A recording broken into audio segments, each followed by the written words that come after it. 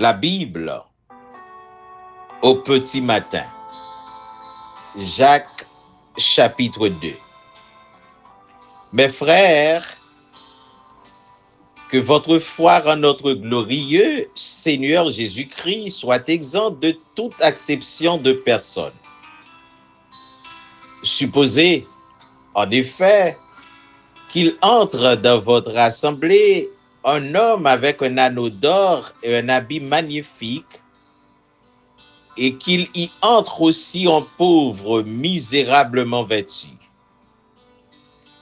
Si, tournant vos regards vers celui qui porte l'habit magnifique, vous lui dites, toi, assieds-toi ici à cette place d'honneur, et si vous dites au pauvre, toi, tiens-toi là debout, ou bien assieds-toi au-dessous de mon marchepied, ne faites-vous pas en vous-même une distinction?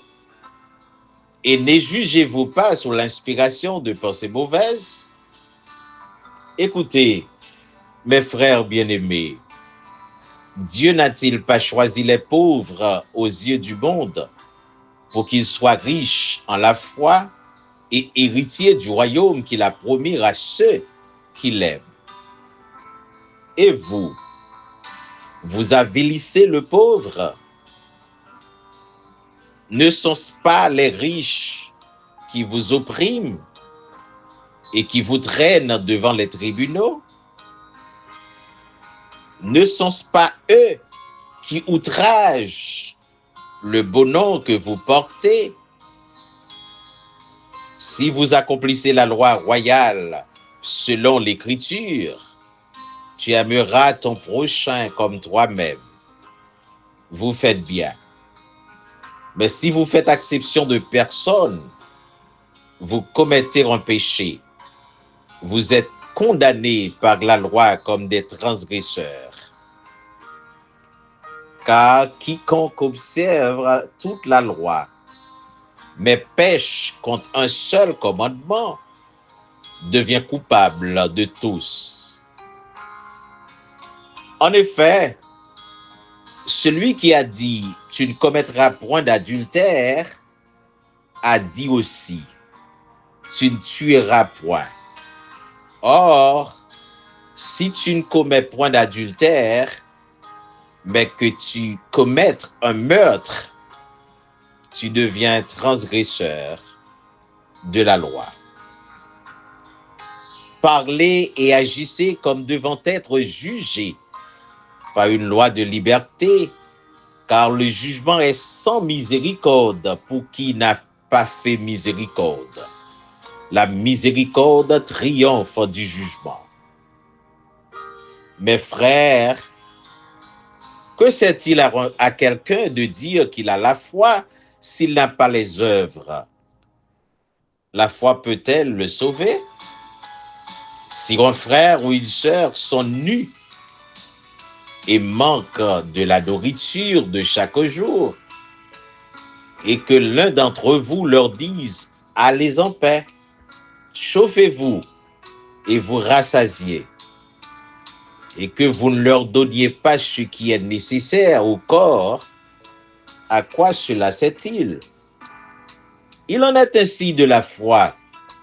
Si elle n'a pas les œuvres, elle est morte en elle-même. Mais quelqu'un dira, toi, tu as la foi et moi, j'ai les œuvres.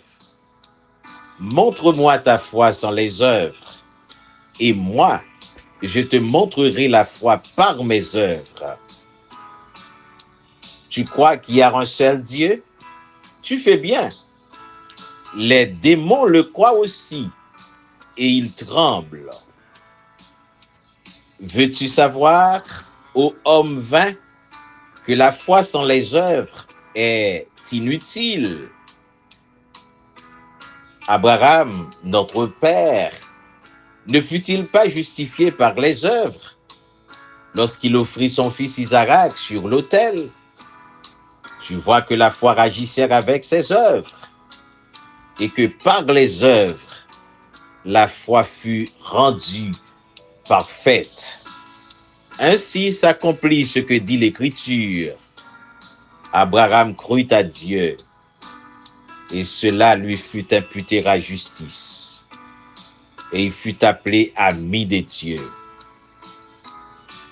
Vous voyez que l'homme est justifié par les œuvres, et non par la foi seulement. Rahab, la prostituée, ne fut-elle pas également justifiée par les œuvres lorsqu'elle reçut les messagers et qu'elle les fit partir par un autre chemin? Comme le corps sans âme est mort, de même, la foi sans les œuvres est morte. Amen. Amen. Amen.